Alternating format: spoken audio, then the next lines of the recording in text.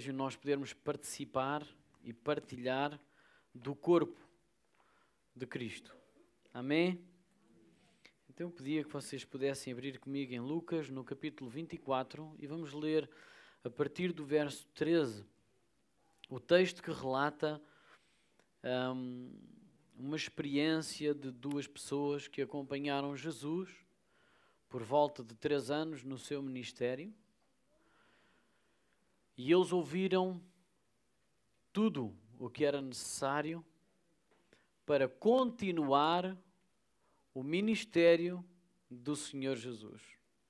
Porém, com todas as circunstâncias à sua volta, fez com que houvesse aqui algum desvio de foco, de propósito, e nós vamos verificar que não é assim tão difícil, mesmo conhecendo todas as coisas, conhecendo aquilo que é necessário conhecer para se viver num propósito que é indicado e é encaminhado pelo próprio Jesus, pelo próprio Senhor, o quão fácil é nós nos desviarmos dessa atenção e não desfrutarmos nem do caminho, nem do propósito e nem da alegria que isso acompanha.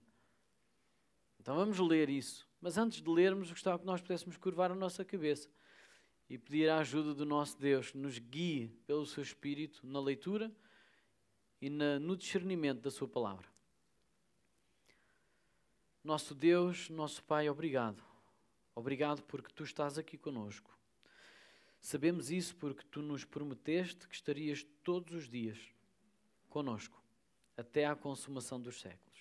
E hoje é um dia especial para nós. Nós queremos lembrar o resultado da tua morte nas nossas vidas. Queremos lembrar que tu não estás morto, mas que tu vives. E estás à direita do Pai a interceder por nós. Não nos deixaste órfãos aqui e por isso nos enviaste o teu Espírito. Então, Deus, nós te agradecemos porque tu estás connosco, em Espírito, e a guiar-nos em toda a verdade. E pedimos, Senhor, que ao ler as tuas Escrituras, estes textos sagrados, que o teu Espírito nos indique o caminho, que nos motive na alegria certa, que nos ressuscite a nossa vontade de te agradar, de te alegrar e de te seguir. No nome do Senhor Jesus. Amém e amém. Então vamos ler e depois vamos pensar um pouco juntos acerca deste texto. Diz assim as Escrituras em Lucas 24, versículos 13 a 35. Naquele mesmo dia, 2 deles estavam de caminho para uma aldeia chamada Emaús, distante de Jerusalém 60 estádios, cerca de 12 quilómetros. E iam conversando a respeito de todas as coisas sucedidas. Aconteceu que, enquanto conversavam e discutiam, o próprio Jesus se aproximou e ia com eles. Os seus olhos, porém, estavam como que impedidos de o reconhecer. Então lhes perguntou Jesus: que é isso que vos preocupa? E de que ides tratando à medida que caminhais? E eles pararam entristecidos.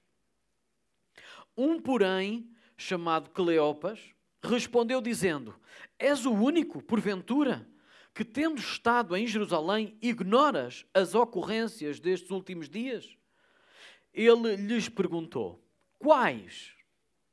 E explicaram o que aconteceu a Jesus, o Nazareno, que era varão profeta, poderoso em obras e palavras, diante de Deus e de todo o povo, e como os principais sacerdotes e as nossas autoridades o entregaram para ser condenado à morte e o crucificaram. Ora, nós esperávamos que fosse ele quem havia de redimir a Israel. Mas depois de tudo isto, é já este o 3º dia desde que tais coisas sucederam.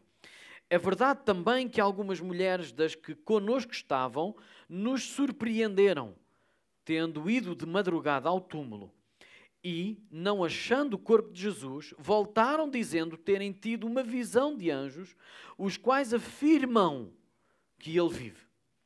De facto, alguns dos nossos foram ao sepulcro e verificaram a exatidão do que disseram as mulheres, mas não o viram. Então lhes disse Jesus: ó nécios e tardes de coração, para crer tudo o que os profetas disseram, porventura não convinha que o Cristo padecesse e entrasse na sua glória?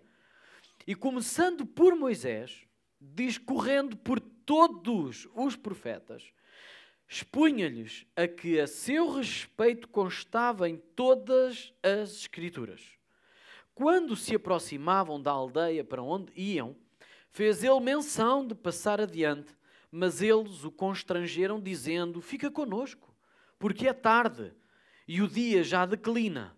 E entrou para ficar com eles. E aconteceu que, quando estavam à mesa, tomando ele o pão, abençoou-o e, tendo-o partido, lhes deu. Então se lhe abriram os olhos e o reconheceram. Mas ele desapareceu da presença deles.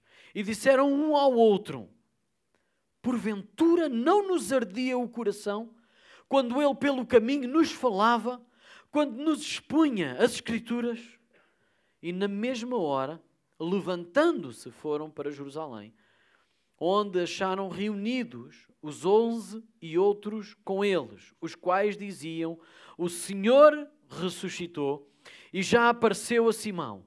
Então os dois contaram o que lhes acontecera no caminho e como fora por eles reconhecido no partir do pão. É até aqui as Escrituras, e aquilo que eu quero trazer hoje é lembrar o quão difícil ou o quão fácil, eu vou falar em vários contrastes, é viver a Páscoa de forma verdadeira. Porque a Páscoa teve um sentido durante mais de, vamos dizer, 2000 anos, em que a Páscoa era algo que não era bem entendido. E então era feito segundo um certo ritual para cumprir o propósito de Deus até ali à altura, mas era como que uma sombra, uma figura do que seria cumprido mais tarde, na pessoa de Jesus. Ora, até aquele momento, a Páscoa era vivida todos os anos de uma forma figurada. Ela nunca teria sido cumprida ainda. E em Jesus Cristo ela cumpriu-se, mas ela não foi entendida naquele tempo.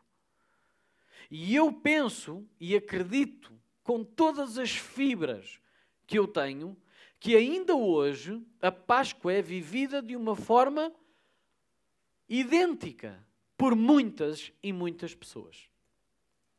Porque é fácil viver a Páscoa de forma contrária àquilo que as Escrituras nos mostram. E quando ela é vivida dessa forma, ela não tem o resultado para o qual foi instituída. Foi programada por Deus. E eu vou dizer isto desta forma: é fácil nós vivermos a Páscoa de forma tradicional. Mas vivendo a Páscoa de forma tradicional, o resultado também é tradicional. O resultado é exatamente isto que nós vemos em duas pessoas que acompanharam Jesus, comeram com Jesus, ouviram as palavras santas acerca da vida eterna da boca do próprio Senhor, e no momento em que eles cumpriram a Páscoa tradicional dos judeus, e nada ficou diferente, a vida deles tornou-se completamente igual 2 dias depois. Assim é o resultado de quem vive a Páscoa de forma tradicional, em que há um dia que nós reservamos para cumprir o ritual pascal, mas que logo passado 1, 2, 3 dias, a nossa vida torna-se exatamente aquilo que era antes da Páscoa. Deixem-me dizer o seguinte: Páscoa é vida. E não é uma vida terrena, não é uma vida como nós imaginamos ou mesmo sentimos, mas é uma vida eterna. É a vida pela qual Jesus lutou com todo o seu ser, com todos os dias que ele teve durante esta terra, e foi esta vida que ele carregou nos seus ombros, subindo a uma cruz, morrendo fisicamente, mas não espiritualmente, indo a um lugar que nós desconhecemos, triunfando sobre esse lugar, triunfando sobre a morte que nós conhecemos.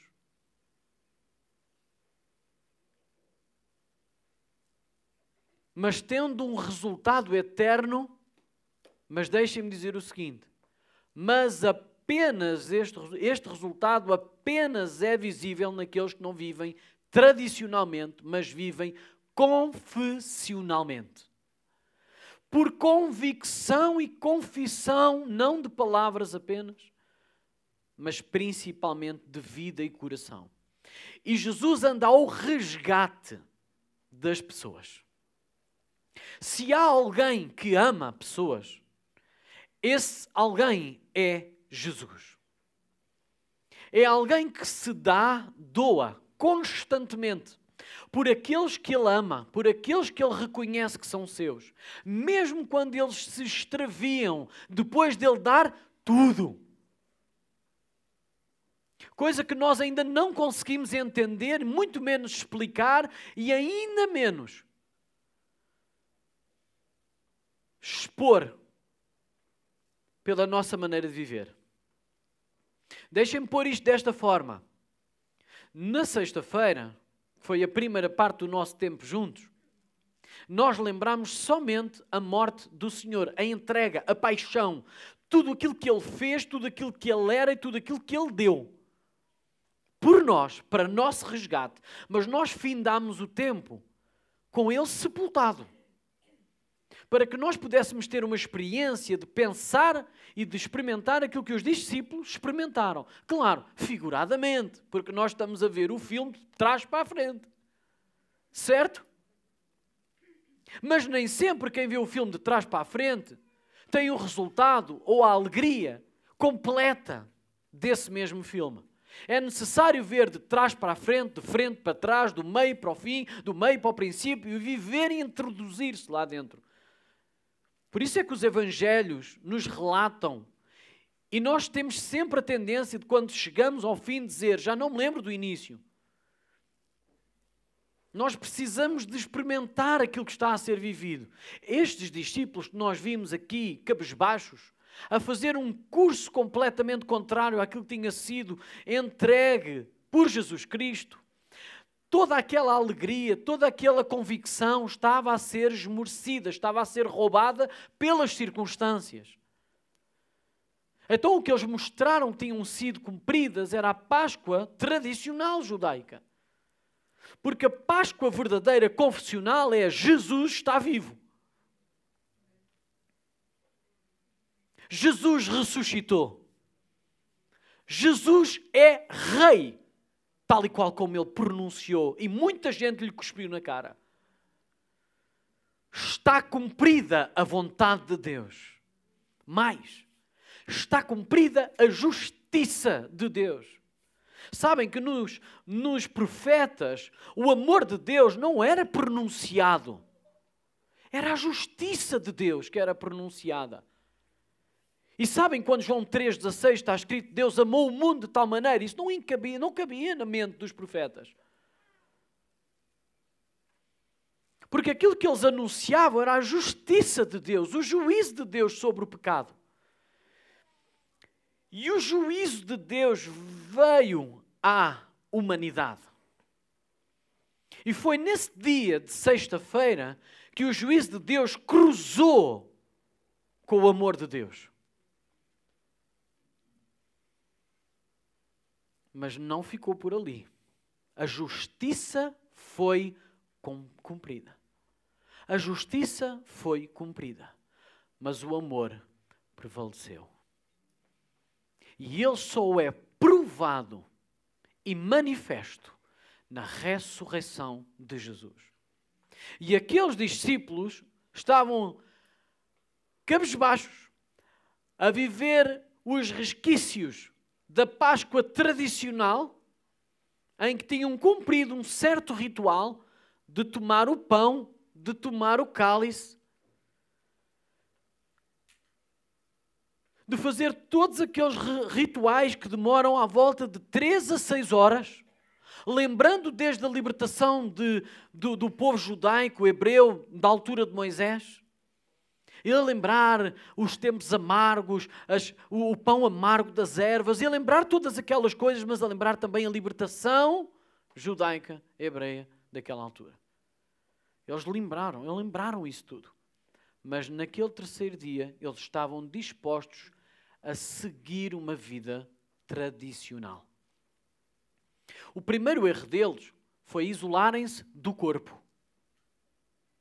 Quem vive tradicionalmente não vive no corpo. Quem vive tradicionalmente em corpo de Cristo isola-se do corpo e não sente a vontade de estar junto. Não deseja, pelo contrário, acha que está a viver nas suas circunstâncias de tal forma sozinho que não procura ajuda, a não ser de 1 ou 2 pessoas. E naquele dia nós vemos 2 discípulos que não eram dos 12, ok? Ainda que haja muita controvérsia a ser quem é o outro. Sabemos quem é Cleopas, não sabendo quem é. Sabemos que há identificação de Cleopas, mas não sabemos quem é o outro. No entanto, quando eles chegam lá, estão lá os 11. Então quer dizer que não eram uns dos 11, não eram dos íntimos, mas eram alguns que tinham estado com Jesus, eram discípulos de Jesus, reconhecidamente pela própria palavra, e deixem-me dizer o seguinte: Jesus não os abandonou. Jesus não os abandonou, mesmo na sua profunda tristeza, mesmo na sua profunda incredulidade, Jesus foi resgatá-los do lugar onde eles estavam. Mas eles não o conheceram. E se nós fôssemos aos outros evangelhos, Marcos e Mateus, dizem que Jesus estava mostrado de uma outra forma. Então eles não estavam embriagados, não era já de noite e por isso não viram bem quem era Jesus, porque ele mostrou-se de outra forma, de uma forma diferente. Por isso eles não reconheceram nem a voz, nem o corpo. Está nos outros evangelhos, não temos tempo para ir ver isso agora. Mas é ler os evangelhos com olhos de ler e de querer conhecer quem é Jesus. E este Jesus mostrou-se ali ao lado deles. Nós não sabemos mais ou menos quanto tempo é que eles levaram a fazer os 12 quilómetros, mas provavelmente 3 horas. Diz que Jesus estava ali ao lado deles e eles estavam a falar das ocorrências, das circunstâncias, e estavam tremendamente quê? Tristes. Mas a sua fé não tinha morrido completamente, porque eles discutiam um com o outro. Nós não sabemos o quê, porque os evangelhos não nos dizem, mas era algo que os estava a colocar tremendamente tristes e desamparados, ao ponto de Jesus estar a caminhar com eles e perguntar: então, o que é que vocês discutem por aí? E eles pararam tristes. Quantos de nós, no dia de hoje, estamos a viver uma Páscoa triste? Porque são as circunstâncias que nos levam a essa tristeza. Aquilo que são as circunstâncias terrenas estão sobre as divinas e celestiais. A perda de alguém, a perda de um relacionamento, a perda de uma alegria momentânea, a não satisfação de algum propósito, o não atingir algum alvo, alguma coisa que nos perturba tremendamente, alguma coisa que nós desejamos ardentemente, de tal forma que nos domina tudo o resto e não nos deixa ver para além daquilo que é terreno e humano. E nos tapa os olhos de forma que até o próprio Jesus ao nosso lado a dizer: então, o que é que te está a perturbar, filho? Nós vamos dizer para ele como estes dois: então, mas és tu o único que ignoras tudo aquilo que está à minha volta? Jesus só os fez ser verdadeiros. Muitas vezes, irmãos e irmãs, deixem-me dizer o seguinte: às vezes Deus coloca-nos ao lado de alguém, não é para lhes explicar tudo, é para que eles possam expor tudo cá para fora. Jesus não chegou ali e começou a corrigir de A a B. Ele perguntou: o que é que vos perturba? E disse: falem para aí. E eles falaram daquilo que os perturbava, colocaram tudo em cima da mesa. Sabem, viver a Páscoa também é isto. É amar quem não deve ser amado.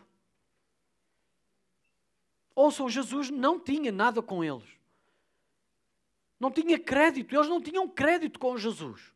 Jesus não lhes devia nada. Pelo contrário, eles ofenderam Jesus. Eles negaram Jesus juntamente com Pedro. No fundo, eles traíram Jesus juntamente com Judas. Eles afastaram-se dele. Eles não o reconheceram, mas antes de não o reconhecer, eles negaram-no. E nós todos estamos ali. A nossa figura não é Jesus ao lado de duas pessoas perturbadas. Nós somos os perturbados a ser acompanhados por Jesus. Na ânsia de que Ele nos mostre o caminho. E sabem como é que Ele mostrou o caminho àqueles dois? Deixou-os dizer a verdade, aquilo que estava lá dentro. Deu-lhes tempo para isso e depois começou a dizer-lhes. Mas não era necessário. Ouçam, é giro, não temos tempo para isso, podemos fazer isto a outra altura, mas a verdade é que Jesus perguntou-lhes, então, o que é que se passa? E eles começaram a dizer qual era a perturbação deles profunda. E depois eles disseram, bom, mas na realidade nós até não temos toda a razão para estar assim. Porque foi-nos dito que ao terceiro dia alguma coisa poderia acontecer, ou ia acontecer. Porém, hoje é o terceiro dia e nada aconteceu. Bom, mas não estamos a ser verdadeiros até aqui. Ouçam, eles estão a discorrer na sua perturbação e a entender qual é o caminho. Jesus está a ajudá-los só, mais nada, a guiá-los. E eles, bom, ainda alguém disse, na verdade, que foi ao túmulo e não estava lá. Eles próprios começaram a defender aquilo que as Escrituras defendiam e começaram a treinar-se ou a, deixem-me dizer assim, a curar-se interiormente. E Jesus pegou ali e disse, nécios e tardos de coração, como é que é possível? Então vocês conhecem a verdade, vocês já sabiam qual era a promessa e mesmo assim estão assim perturbados.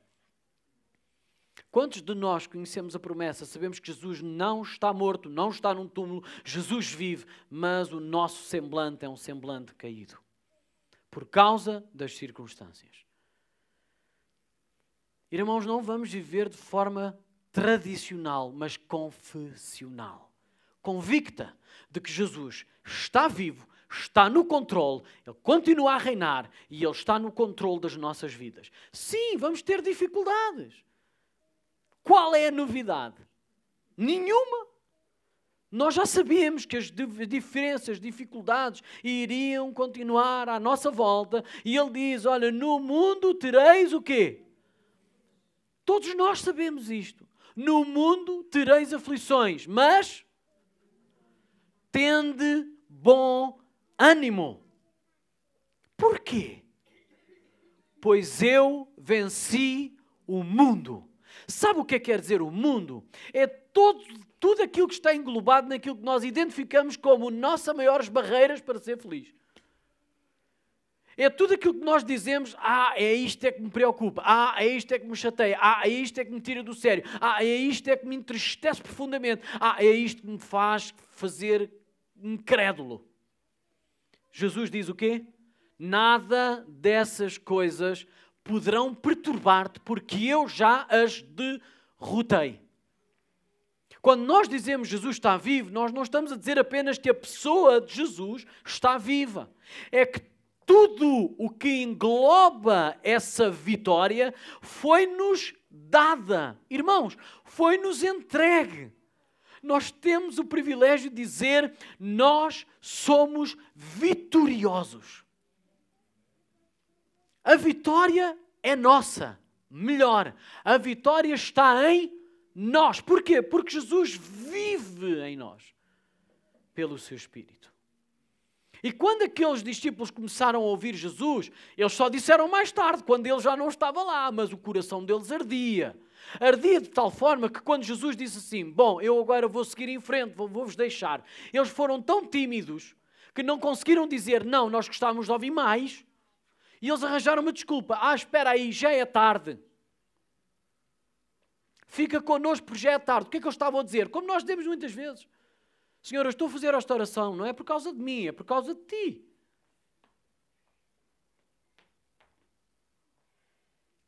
Muitas vezes isso acontece na nossa vida. Nós não somos verdadeiros para com o Deus. Para quem ou para com quem nos quer realmente curar da nossa incredulidade. E nós não somos honestos. Olha, entra, vem connosco, porque já é tarde. Estavam mesmo preocupados com Ele? Ou estavam a gostar tanto e que só disseram isso depois? Quando Jesus entrou em casa, quem é que coordenou todas as coisas? Ele. Diz que Ele, tomando a mesa, tomou o pão. Sabe quem é que podia tomar o pão? E o cálice? Era o dono da casa. Não era um convidado que chegava lá, então já estou à mesa, pumba, pão na mão. Já agora, se forem convidados, não façam isso. E se forem os donos da casa, apressem-se a fazer isso.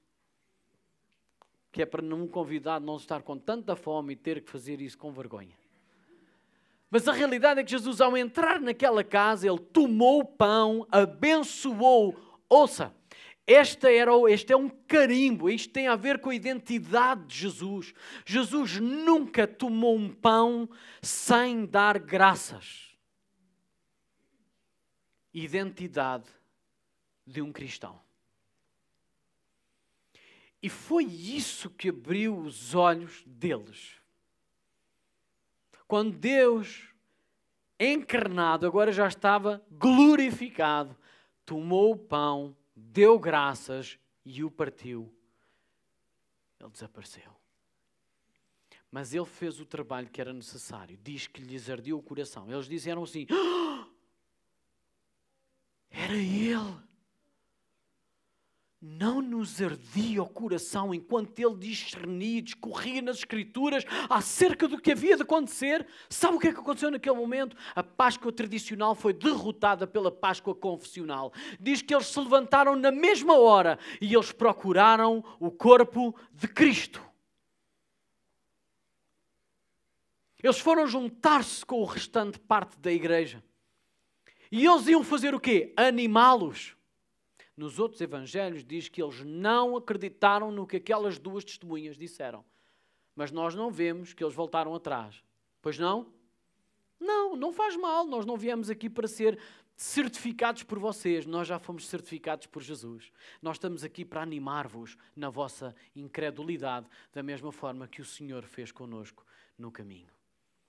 Irmãos, e nós estamos a fazer isto, a ser convidados a confessar Jesus, mesmo no corpo de Cristo. E todos nós já tivemos um momento em que o próprio Senhor Jesus caminhou ao nosso lado e foi Ele que nos limpou as lágrimas dos nossos olhos. E Ele envia-nos à sua igreja, ao seu corpo, não para que nós demos apenas o testemunho de que Jesus é o Cristo na nossa vida, mas para que nós possamos fazer na vida dos outros aquilo que o Senhor já fez na nossa. Então, por isso, e este é o significado mais profundo para nós, porque nós não damos o nosso corpo numa cruz, mas nós damos o nosso corpo em sacrifício uns pelos outros. Quando o Senhor Jesus partiu o pão, dizendo que este é o meu corpo e é dado por vós, e Ele diz: façam isto também.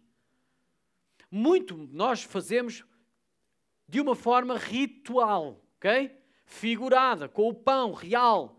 Mas sabe o que é que quer dizer? É que nós hoje também somos pão uns para os outros. E nós estamos a ser partidos uns para os outros. Nós devemos ser assim, uns para os outros. E foi isso que eles fizeram. Eles entenderam: bom, Jesus partiu o pão, Ele já abriu os nossos olhos, nós vamos partir o pão. Eles desistiram daquilo que tinham propositado fazer em Emaús e voltaram para Jerusalém, o cerco da perseguição dos cristãos. Eles foram para a boca do lobo, mas isso já não os importava mais. Eles estavam a cumprir o propósito da vida eterna, da nossa Páscoa, que é Cristo Jesus. Vamos curvar as nossas cabeças.